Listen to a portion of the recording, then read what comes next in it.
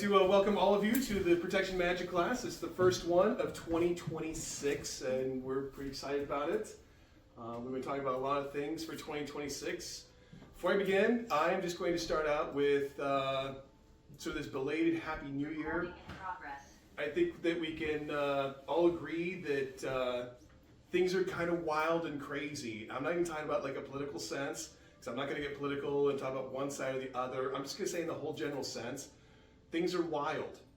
Things are absolutely wild, and on a very social level, I mean, let's face it, it's difficult to tune into social media, to tune into news, to be almost anywhere without seeing just how nuts our world is right now. And again, I'm not saying that lies on any side, because no matter which side you're on, it's kind of crazy. And it's kind of crazy the way that we're all reacting to one another. So that's a lot of pressure. And always a lot of pressure on us as individuals. It's especially a lot of pressure on businesses.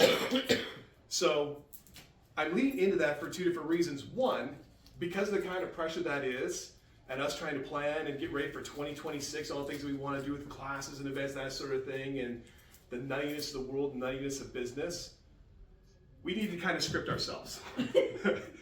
Because otherwise, I know we're going to get completely lost, and I'm going to forget something, she's going to forget something, so we kind of respectively worked on typing some things up together so that we didn't miss anything. Also, that goes perfect with introducing protection magic. With the nice of the world, definitely we need a little bit more protection in our lives.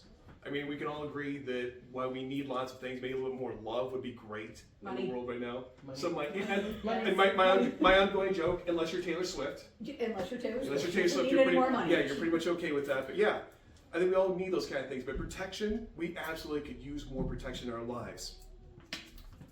So, with that, protection is one of the most requested types of magic, and I think we can honestly say that when people come to the store all the time, is absolutely one of the most requested. And it's also one of the most misunderstood. Most people are either doing too little and hoping, or doing too much and panicking. Tonight is not superstition, it's not paranoia, or aesthetic witchcraft. This is about effective protection, the kind that holds up in real life. Two things before we start. Protection magic is not a substitute for common sense, therapy, or law enforcement when needed. I want to make that absolutely clear too. This is something that's very real. It absolutely works and will work for you, but it's not going to replace some of these other things. And there are times when you absolutely should have law enforcement involved. You should absolutely, if you were in such a position that you need therapy, then seek the therapy and don't think that this is going to replace that. Instead, sort of like when I help folks with anxiety, I'm not saying if you have an anxiety medication that you should do away with it because this magical stuff is working. No, this is a supplement. That's what it's meant to be. So this is going to be a supplementary kind of thing and not meant to replace other real world applications. But you will absolutely notice a very big difference. Protection is not one spell and done. It's a system like physical security, locks, lighting, boundaries, habits. Magic is no different.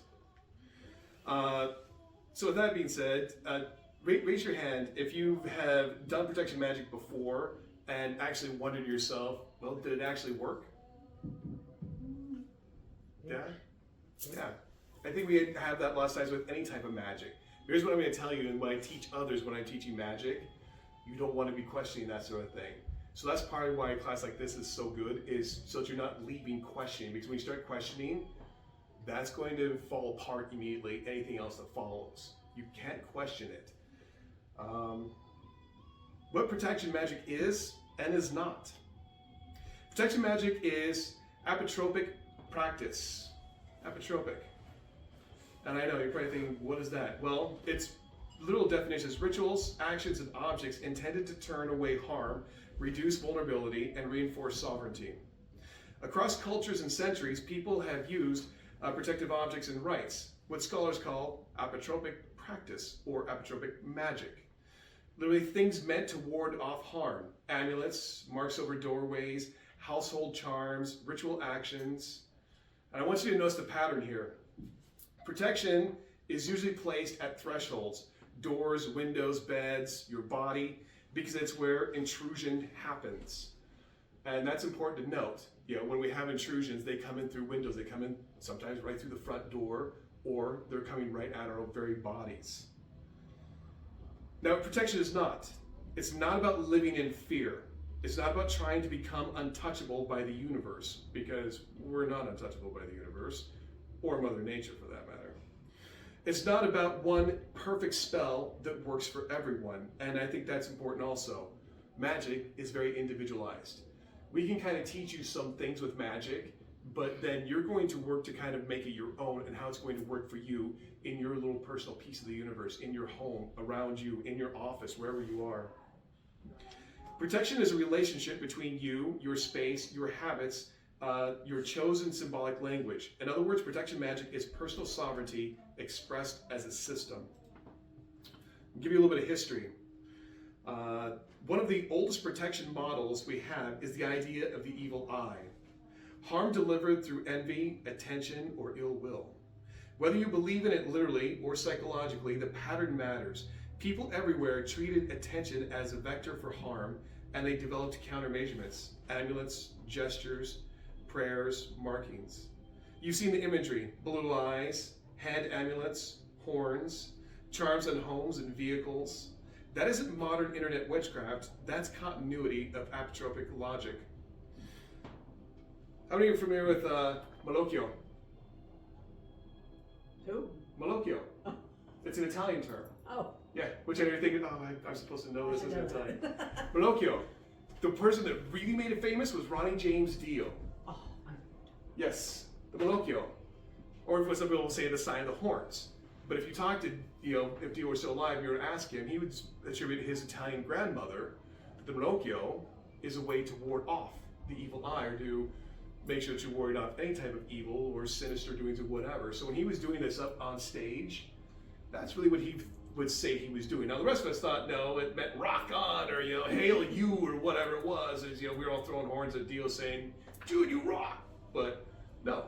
He was saying that that's where he got the idea from, and he just started doing it on stage, the Malocchio. So that's a form of protection magic right there. And also, people would say, all right, rock on as you're going by, but just think, I just want to add a little protection to you.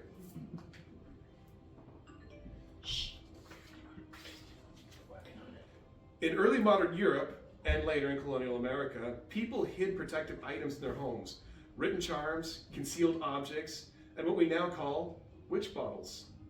These were intended as counter-magical devices, decoys, traps, or defensive measures, often placed in the structure of a house. What matters is not whether you copy a witch bottle. What matters is the core idea. Protection is installed at vulnerable points. It's built into the environment.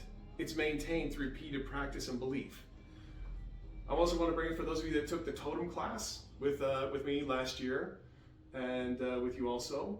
No, did I do the whole? You did the whole one. I did the whole class. Go me. Anyway, I brought this up at that time also, was that that we had the witch bottles and the protection magic. That's what totems are. They are also a form of protection magic, or they can be. When we were taken, and I remember you were there and you were there, those totems don't have to be necessarily protection, but they can be. So you can create your own totem and have it be a form of protection magic. And that's kind of doubling down on something like the candle that you're going to be working on tonight. We have our little totems out front. What's that? We have our little totems out front. Yes, on the front porch. Yeah, and they're absolutely a form of protection magic, especially when we have like a fall that's been incorporated into it to say protect the home, protect the family. Yeah, absolutely. The system, how protection magic actually works. Let's talk about words, boundaries, symbols, intention, and repetition. Most protection failures are not magical, they're boundary failures. If you don't have boundaries in your life, magic won't compensate. Boundaries are what your magic has to reinforce. Examples: who has access to you? And that's a good question to ask. Who has access to you? And at what points do they have access to you? For example, in your home, probably not a lot of people or things have access to you. Your home alone is its own barrier, is its own protection walled in. But if you're somewhere like Walmart, you have a little less protection. You're a bit more vulnerable. Now, if you go somewhere like a festival or a concert, now you have even more vulnerability, especially if you're in kind of the pit situation or a general admission where you're just on the floor near a stage. Now we are chest and ass next to people and shoulder to shoulder next to people. That is vulnerable, and people have access to you. So how are we protecting ourselves? At home, the second you open this, you're letting them in. Yes, in fact. Oh, are you getting yes, that? in fact, yeah, absolutely. Okay. Let's get that. But yeah, good. That's yes. What behaviors do you tolerate? And that's also important to note. What kind of things are you willing to accept in your life from others? And I don't just always necessarily mean living humans. There could be the spirit realm. There could be animals. You know, what are you willing to accept and tolerate, and where do you decide to build up your own wall? What do you allow into your home, your phone, and your mind? And these are all important things to also consider. Your home or someone else's home. When I'm talking about vulnerability, who has access to you and where you are, let's say you have a dinner party or just having some cocktails or whatever, you're having folks over, or you're going somewhere over with other folks. You know, what, again, it's asking, what are you willing to tolerate? What are you going to let your guard down to, and where do you have your guard that you remain up, no matter what the situation in your home or in someone else's home? And you know, of course, if you go in someone else's home, those are going to be individuals that you clearly trust, whether they're family or close friends or whatever. They're individuals that you're trusting. However, you know, what are you going to allow? What are you going to tolerate? Your phone. That's huge, and I'm glad you brought that up, because that is huge. When we talk about our mobile devices, what are you willing to tolerate, especially in the world of social media? And that gets brought up frequently, whether it's by parents or by news or wherever. What are you allowing to bombard you? And where do you finally cut it off and say, enough? You know, where do you snooze people? Do you just turn it off for the day? Which really, that's actually a good idea. There's real science behind just saying, no, I'm done for the day. I'm not going to turn this back on until tomorrow. And in your mind, what are you willing to have penetrate your mind? This is something that I'll be very open about. I'll give you some real candor. I deal with anxiety. So what am I willing to allow to trigger that? And what am I going to do to counter that? What are you going to do for these sorts of things? What are you going to allow into your own mind? And what are you going to do to protect yourself from having things come into your mind? And that what I kind of opened up with, the world that we now live in, I mean, think about that. What are we going to allow to mentally affect us? And what are we going to protect ourselves from? And again, when I talk about how individualized it is, everybody's different. So one person says they're good with, another person say, oh, I'm absolutely not good with that. So you have to figure out what's going to be good for you and what isn't, and what you're going to protect yourself against, and what you're going to allow. A ward out without boundaries is like a lock on a door you never close. That's important to think about. Think of one boundary you need stronger this year. Don't share it. Just name it in your head. I want you to do that just for a moment. Just think about the one thing you really want to protect yourself against here in 2026, and just keep that in your mind.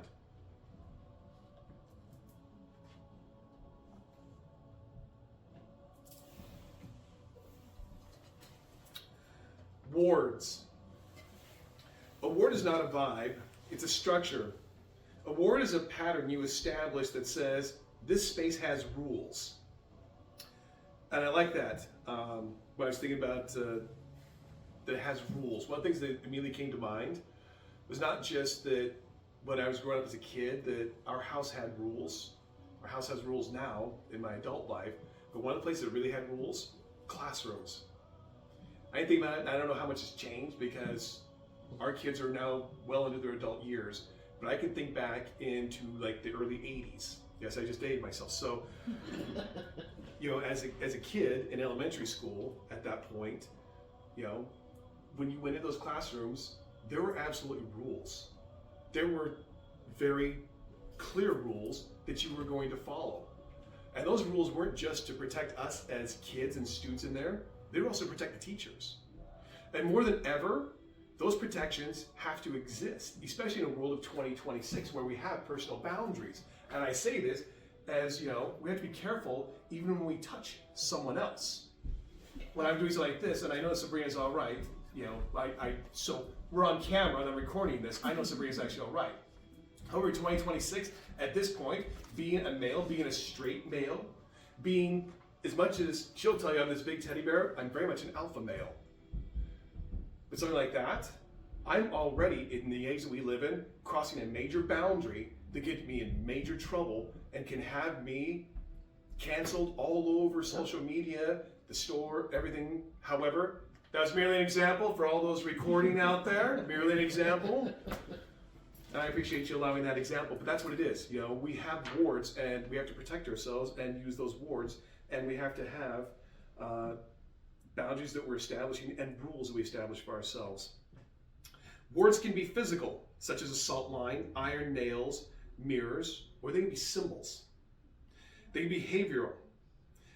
No unannounced guests. No toxic conversations in this room. Ritual, regular cleansing and sealing. And I'm going to get more into that in a minute. And relational. Who do you allow into your circle? And not just who do you allow into your circle of friends, but who do you allow into your circle of ritual? You know, that's important to think about with your circle. Who are you going to allow in there? And where are you going to say, I'm sorry? You can't. Yeah.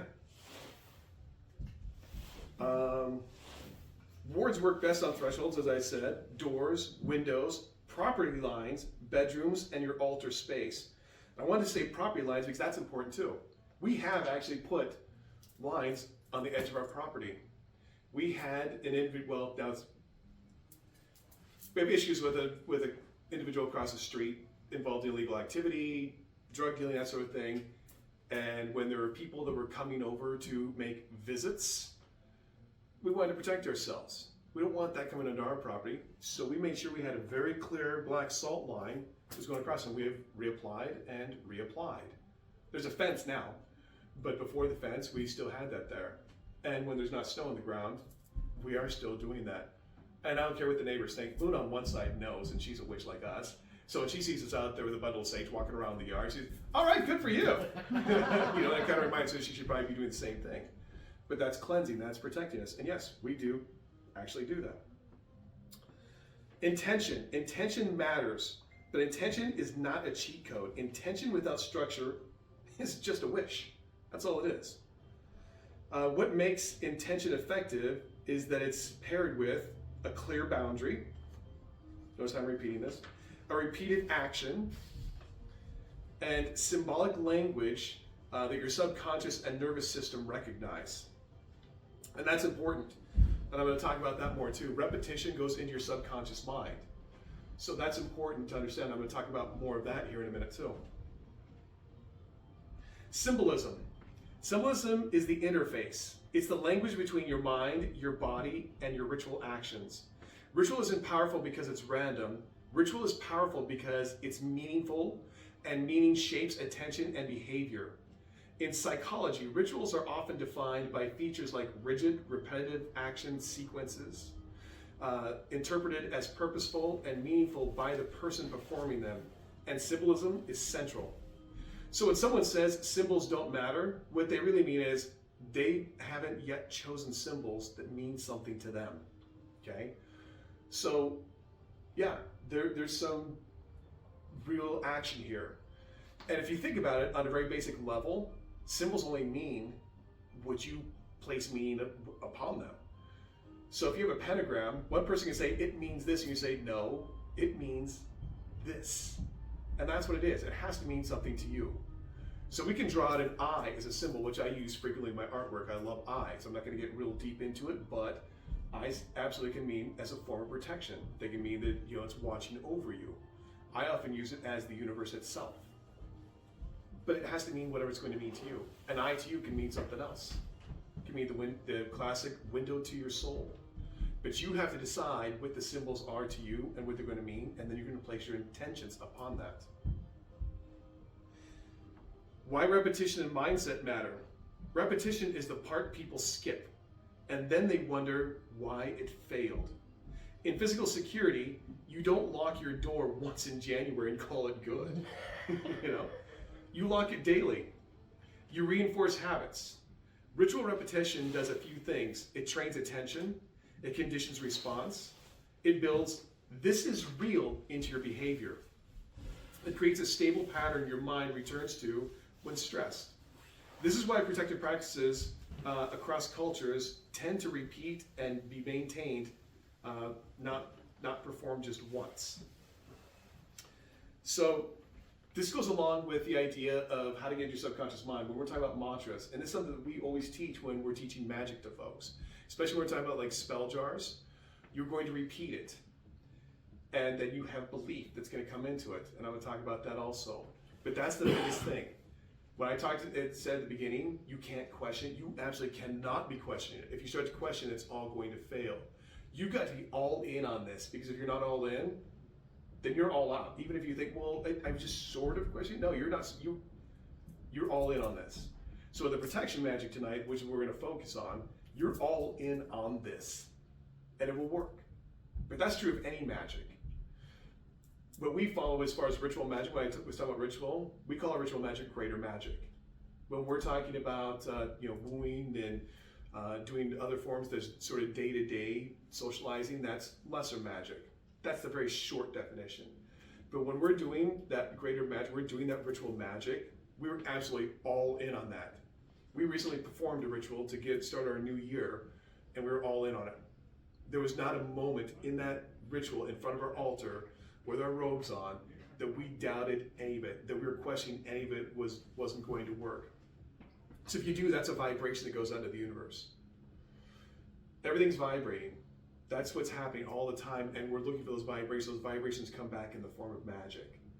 So that's important. You have to be all in on it. You have to believe what it is that you're doing, and then you repeat it. You repeat it over and over.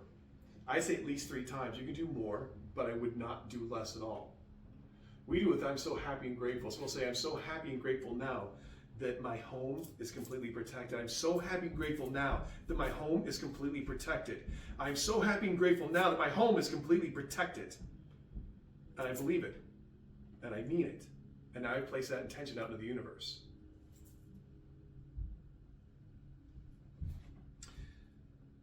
Mindset. Mindset is not pretending nothing can touch you. Mindset is refusing to feed fear. Fear-based protection is obsessive. It creates a loop. If I'm scared, I must be in danger, so I do more, so I feel more scared.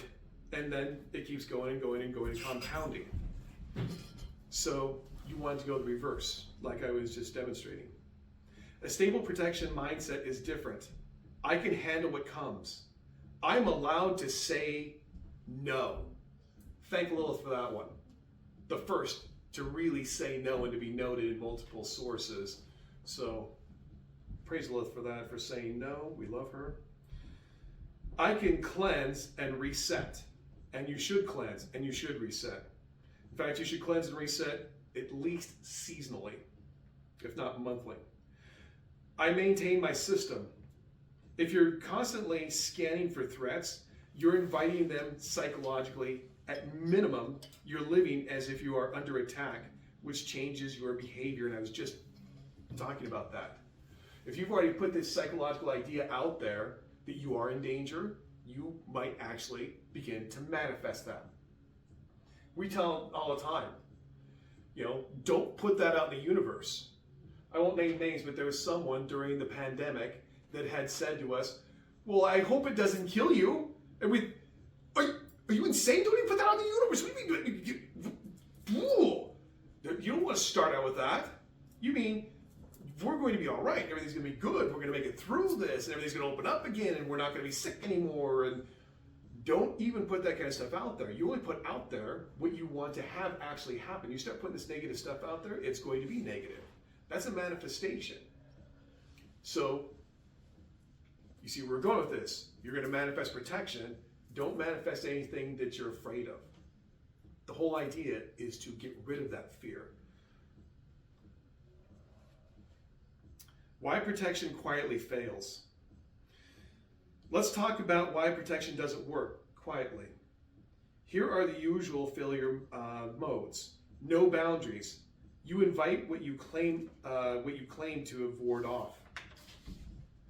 Vague intention. Protect me from what? In what way? And what's the rule? And that's clear with anything. When I teach magic, you have to be clear. You have to be precise. You need to be, let it be know what it is that you want to have protected. You can't just say, I want protection. From what? From who? From where? You have to ask these things, what you want protection from. And I say the same thing when I'm teaching people to manifest. You can't just say, I want money. How much? From what source? You have to be specific. You find a quarter on the ground. Yeah. There's your free money. Yeah, there's your money. So you have to be specific, and we're gonna, and that's where Priestess Renée here soon is going to help you with that as you're creating your protection candle. Wrong target. You're warding against spirits when the real problem is a person or your own patterns. No maintenance. You cleanse once, then live messy for 6 months. And let me use another analogy for this. We don't live in the 1600s. We have bathtubs now. So when you are in a bathing or a shower situation, if you think about it, that's literally a cleansing ritual. Most of us are doing this daily. It's a ritual that you're doing, just like brushing your hair. You probably don't even think about it. I know I said brushing my hair and I'm bald. You brush your beard. In fact, I do. But lots of people have it where they brush it a certain number of times. They do it 15 on one side and 15 on the other. Not one more, not one less. These are rituals that we're doing that are very personal, even if you're not thinking about the fact that you're doing a ritual. And you tend to do it the same time every day, in the same manner every day, in the same place every day. And if you change that, it feels odd because you didn't do it as the ritual that you normally do. So your cleansing ritual. If you're in the shower, you can literally turn that into a daily cleansing of yourself. Take a moment to do that, and you'll find that it actually feels pretty awesome as you're using the soap, your shampoo, whatever. In my case, some beard wash. And you can do it, and you are now adding a whole nother bit of magic to it. And you'll notice a difference, or it could be spiritualism, however you want to view it. But it's now something that's going to work for you. Now the same goes for this. When you're cleansing other things, when you're cleansing your home, when you cleanse your car, when you cleanse your office, when you cleanse the store, these are other things that you don't just do and then just sort of let go of and think it's not going to happen. That's why I recommend that you do it at least seasonally. Monthly is probably better, and you don't have to do it at a specific time in the month. You could do it on the first of the month, like today. You could do it during a full moon. You could do the new moon. Whatever is going to be meaningful to you is when you want to do it. Again, that's why it's individualized, but cleanse. And always follow your cleanse with some Palo Santo to invite back in that positive energy. Symbol mismatch. You used a symbol that looks cool, but means nothing to you. And I've run into that. I've run into that given what I do for a living back over there. When people come in and they'll want me to tattoo a symbol on because it's cool, man, and it's going to protect me. I think, do you even know what this is? Chicken soup. Yeah. I can't, over the 20 years that I've been doing it, there are lots of times that people have no idea what they want to put on themselves, and I'll have to tell them, well, like the Star of David. I've had people say, it just looks cool, and I'll say, are you Jewish? Well, no. Do you know this is the Star of David? And then say, oh, it has to mean something to you. You have to place meaning into it. Fear looping. The work is fueled by panic, not sovereignty. No follow through in the physical world. You do magic, but you don't change your behavior. And that's important also. Like I've been saying, now it's coming back around again. You also have to have your own behaviors that you're going to change with it. If you want to protect yourself, when I talked about a concert, sure, you could do some protection magic, but maybe carrying some pepper spray with you isn't a bad idea either. So you also have to kind of change your behaviors to add to that. Change your mindset. That's the biggest one. Change that mindset. Protection magic works when it is aligned with the mind, space, action, boundary. Which one do you think you've been guilty of? Just identify it privately. So think about that for a moment. What could you upgrade?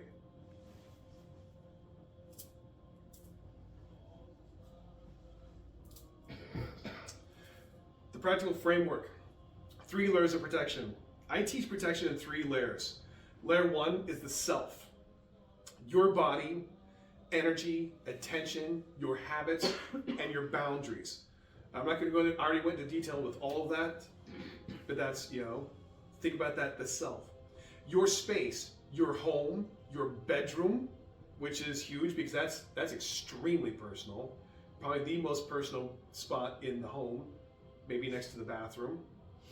Altar, office, your vehicle, threshold wards, cleansing, and the rules that you're going to set, which we've talked about all of this. And 3, your workings. When you do spell work, you protect the working itself. Before the ritual, or your spell work, you're cleansing and you're setting rules. During, you're holding the structure. And after, you seal it, you close it, and then you reinforce it. And we talk about that all the time. People talk about being afraid to open portals, but we'll be the first to encourage them. Go ahead, talk to some ancestors. Open a portal to other worlds. Just make sure that when you're done, you close it, like closing a door. You wouldn't go to your home at night, open your back door, and go to bed. I don't recommend it. Yeah, No. it's typically not. I live in the woods, so I'm good. Yeah, I was gonna say, especially where we are, we're gonna wake up with either a raccoon or a skunk Yeah. or something coming in the house for sure. Protect yourself, Close those doors, close those portals. Tonight, Priestess Renée, the lovely and powerful individual, is going to guide you through a protection candle dressing that hits all 3 of these layers. It's personal. It's a tool that you're going to be able to take home with you, and it becomes a part of your maintenance system. Protection magic isn't about being untouchable, as I said. It's about being prepared. It's about being clear and sovereign. If you take nothing else from tonight, remember that boundaries first, wards as structures, intention is made real through symbolism, and repetition for maintenance, and mindset is everything for the stability of it. And now we're going to move into theory and practice. Renee is going to lead you through this candle dressing. It's going to be a step-by-step. And I want you to know that every action is done with purpose. And I know she's going to reiterate that, but yes, please know that all of this is done with absolute purpose. So there you go. There's some overview of protection magic, and I will let you go from here. Oh, real quick. I have these for each of you, and for those of you that are Zooming, I will make sure to save this onto a document, and I will send it over to you in a Word. But this is your protection checklist. And this will have easy questions for you to answer to yourself. What am I protecting myself against? And be specific. What is my boundary? What are your rules of access? What is my ward and the structures of the thresholds? What symbols mean protection to me? And I didn't really note it very clearly, but I'm going to now. Symbols don't have to be ones that you were looking for in books.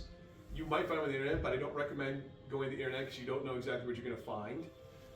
But you can make them yourself. You can make your own symbols and sigils. What is my maintenance schedule, weekly, monthly, seasonally? What physical world action supports this? Behavior, change, and then ritual, repeat it. So here's a hand up for all of you to take with you that you can use ongoing. Yes, you are very welcome. Thank you. That's a good idea. Priestess Renée. Oh, but thank you. Wait a minute. Wait. Oh, I forget, it's really nifty, it's magnetic. It is magnetic. How cute. Oops. And fluffy. I just like the fuzzy. Like our relationship and how magnetic we are. Oh. Gross. Okay. Like him, I have notes because, to be honest, my life is a shit show right now. So, okay. I want to forewarn you. If you touch these, don't touch your face after. It's the weird die. All right. So, protection magic is one of the Never oldest mind, Homer. instincts. What? She touched Are you it. being troubled? Yes. Okay, now I have to start all over. Blame it on Teresa. Protection magic is one of the oldest instincts humanity possesses. Long before formal religion, before written language, people marked their bodies, their homes, and their children, as he said, with symbols meant to keep harm away. Today we continue. But I want you to understand something important. Protection magic is not fear-based, like he said. It's not about expecting attack. It's about deciding what is and what is not welcome in your life. Okay, so what we're going to do is place intention on these candles that we have in front of us. And it's going to be with repetition. So what we're going to do after these are dressed and you guys take them home and you put them in their place, you're going to want to light them. I say weekly. You can do it monthly if you want to, if it's something that's just what you do with ritual. Sometimes we'll light ours a couple times a week. Depends on what's happening in our lives. You're going to want to We've lit it before, like just sitting in the living room. Yeah. You know, when we have Yeah. something on, because it's right there in front of us, and it just feels good. Yeah. When you light it, just speak the incantation again, and you're going to want to refresh your wards at least monthly. I say monthly. Okay, so nothing becomes sacred until you claim it. So I'm going to have you repeat after me. Claim my space. Claim my space. Okay. Okay, and as he said, the thresholds matter, the doorways and windows, they're energetic filters. And a small ward near the entrance is more powerful than hiding objects throughout the home. So in our house, we have a great big fat chunk of selenite that we put on our front door frame. Just kind of keep all the grossness out. But you can also wear jewelry. You can use oils, perfumes. And you can even do morning visualization. Okay? Oh, like when Dawn wears the Florida water. Yep, Madame Ophelia, she does the Florida water. So every morning before she leaves the house, I believe she does the backs of her shoulders. Yeah, she does her wrists and she does the backs of her heels. And it's just meant to keep heels. Oh, heels. Yeah, just, to kind of, the people behind you, you just don't know, You're Witch in- bells. and the- Witch bells. Yeah. The doors. Yeah, witch bells. Yep, that's a good one too. Okay, and psychic hygiene. So just as we wash our hands, we must cleanse our energy. So examples are smoke cleansing, bells, the witch bells, the floor washes, the Florida water that you spoke of, or brief visual shields. Magic is maintenance, not emergency response. Okay, so carefully hold your candle, and once you start touching it, don't touch your face. Okay, fire has guarded humanity since the beginning. Tonight, this flame becomes a sentinel. So the reason that we dress candles, herbs feed the intention, the oils carry it. Are you okay? Uh-oh. You all right? Do you need a drink? Oh, you drank wrong. Okay. It went down wrong.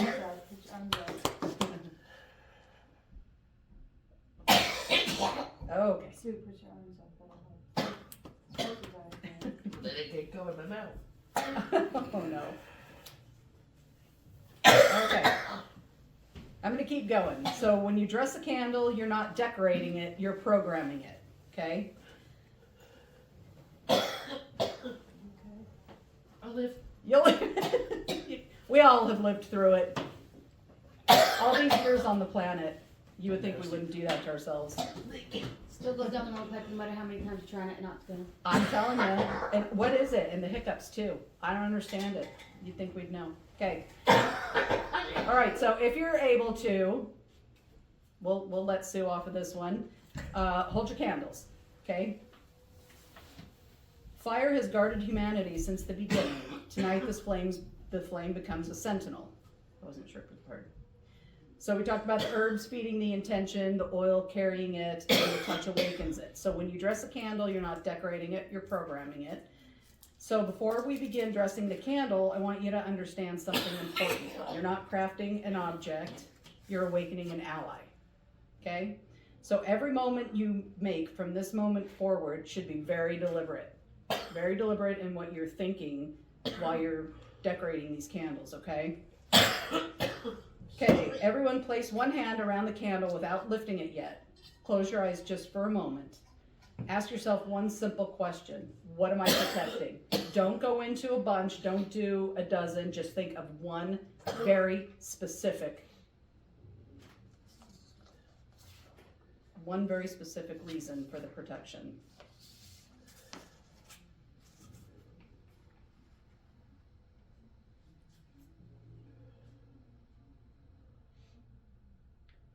Okay, so we're going to start with the dressing, and we're going to go from the middle out because the center is the heart of it. Okay, so let's get the oil. Shake it up a little bit before you open it to make sure that we have our oil is jojoba, and then we have some dragon's blood in with it. I love dragon's blood too. I know. Dang it. I know. I chose the ones that I thought the lid would stay on the best. Nicely, but Okay. Okay. So what you're gonna do is just dip your fingers in, and then just take it from the middle out, and then turn it around and do it the same on the other end. take what you need. Take what you need. But you absolutely want to coat the entire thing all the way around, Yes. correct? Yeah. Coat the entire. Yep. The entire.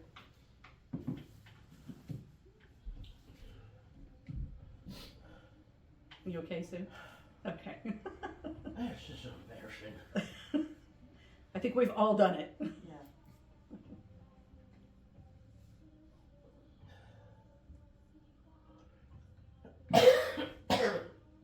Okay, and this is where your little napkins come in handy. I told you. Did I tell you? I was going with black. I was thinking of my children, the grandkids. Not blue. This is Smurf. Well, they're technically black, but you know. Okay, my mom saw Smurf. She told me to tell the Smurfs to get out of her room when she was in the hospital. I was like, Oh, yeah, she was seeing Smurfs. She was yeah. all over the It top. smells wonderful though. Good. Good. Oh, I love the smell. All right, will you pass that? Pass that. Oh, sorry. That's a good for you. Okay, and then next, we're gonna take the herbs that we have in here. If you have not crushed up your herbs yet, to my Zoomers, you're gonna want to do that right now. I put in the mortar and pestle this morning. I did let's see, I did rosemary, I did thyme, we did cloves, I did garlic, patchouli, and white sage. That's what I chose. Yes, yeah, if you want a bay leaf, you can crush that up and do that. On the backup for you, Yes. I know that when you were crushing, you were putting intention into the crushing. Oh, absolutely. which- Absolutely. Yeah. Everything that we're doing is done with intention now. Everything.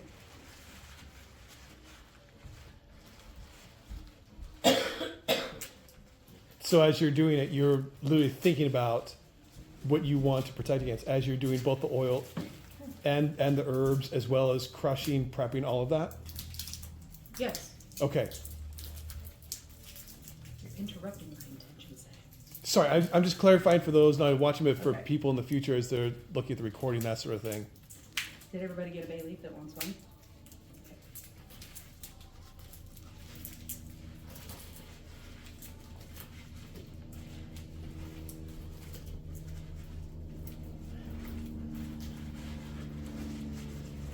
I think also something that can be said is, should your need change throughout this burning process, if you burn your candle, we'll say once a month, and from 1 month to the next you feel like maybe your needs change, that's okay. That's okay. You can set a new intention on the candle, and it's all about the mindset and what you're putting out into the universe. So maybe 1 month you think, man, I really need protection just from that cold outside. I don't know what it is, but next month, maybe it's a little bit warmer and you feel like you need protection against, I don't know, a coworker or whatever. Go ahead and change it.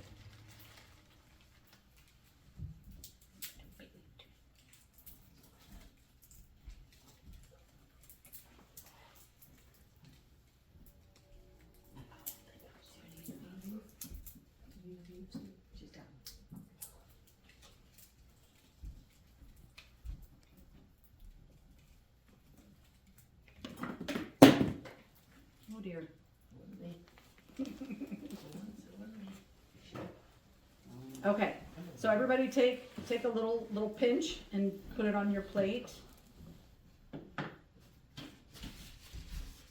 And you can mix it in with your baby.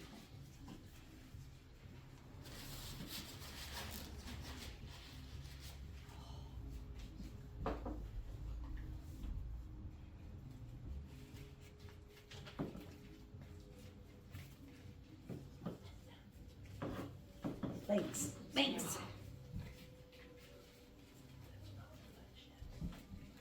And I know that our plates aren't quite big enough to roll it in, so we're just gonna go ahead and, put it on the fingers. Okay.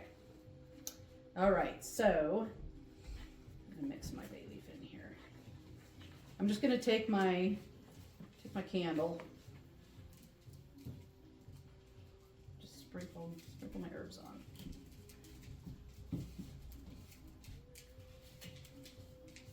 Doesn't have to be perfect. Just has to mean something. And while you're doing this, make sure that you think about and visualize your perfect outcome. This candle.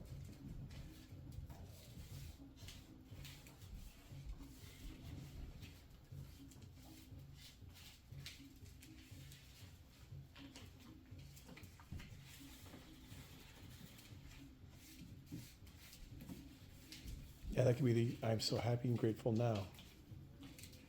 Yes.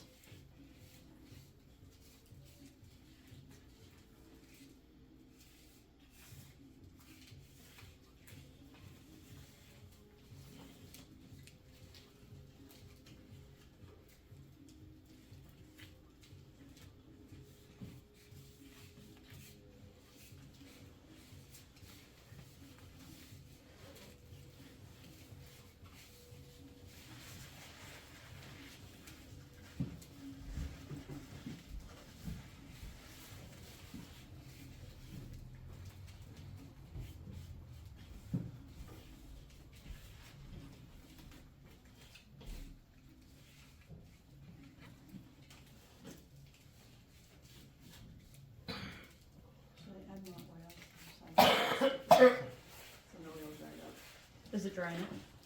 Are the herbs sticking in it?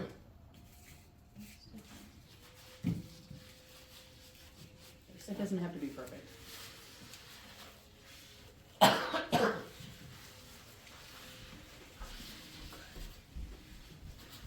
I didn't mean to make it cry, but don't worry about it.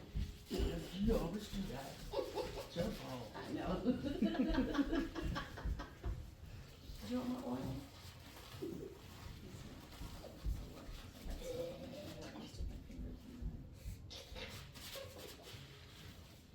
Don't touch your face. You'll go home with the smudges all over your face. Great. What did you do? We played with blue ink. We were playing with the Smurfs. Fetch me another. They were like, I'm not letting you out no more. You'd be surprised. Comes into the living room this morning. Don't forget you got your class today. I said, yeah, no, don't worry. I forgot my class.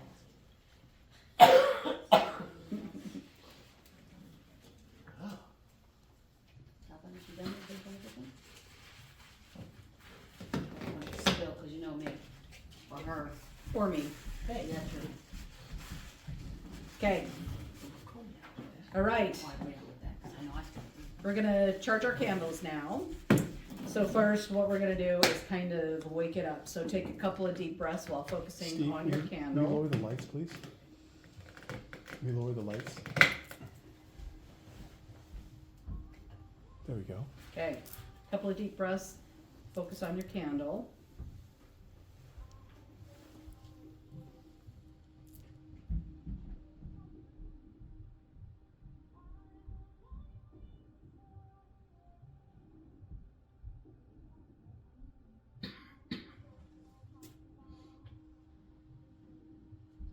Okay, place your protection intentions on your candle and repeat after me. Flame awake, guardian bright. Flame awake, guardian bright. Stand between me and the night. Stand between me and the night. Guard my body, guard my door. Guard my body, guard my door. Only good may enter here, nothing more. Only good may enter here, nothing more. I am protected, my space is sovereign. I am protected, my space is sovereign. So it is done. So it is done. Okay. Okay, now when you light your candle, you'll see it forming a boundary, kind of calm, and it'll be steady.